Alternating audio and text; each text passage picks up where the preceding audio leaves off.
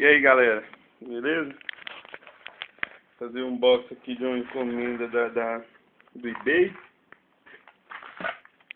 Foi postado dia 20/6, hoje são 16/7. E dá uns 30 e poucos dias mais ou menos. E junto com ela chegou uma das suplemento central,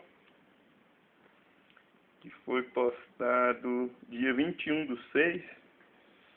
E está chegando hoje também dia 16.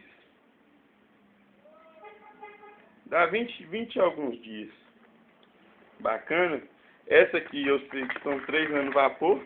O cara é muito bacana, que eu comprei com ele, gente finíssima. E essa aqui eu não tenho certeza que é não. Vamos abrir agora para ver, né?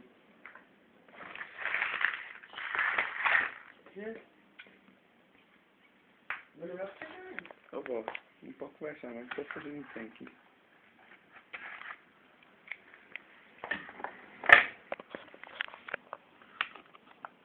Espera aí que eu vou abrir.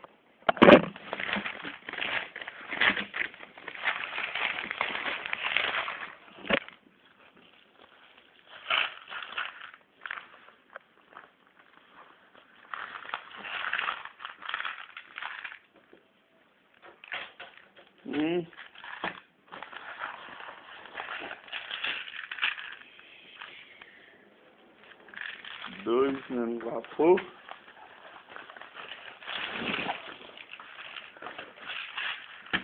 Ei. Ela tá achando estranho porque...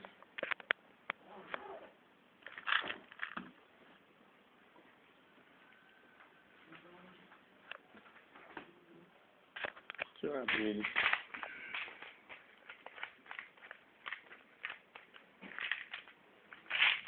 Ah, veio lacrado, ó. Tudo lacradinho.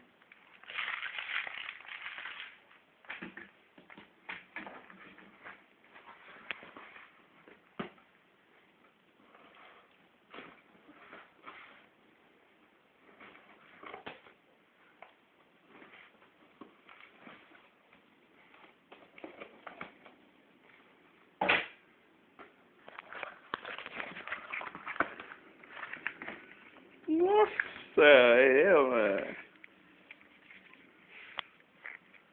Um Jack, que eu nem sei que sabor é esse que eles mandaram pra mim.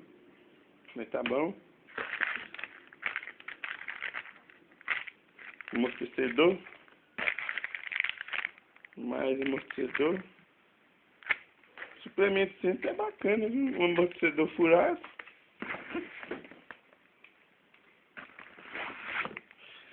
E o Enel Flow.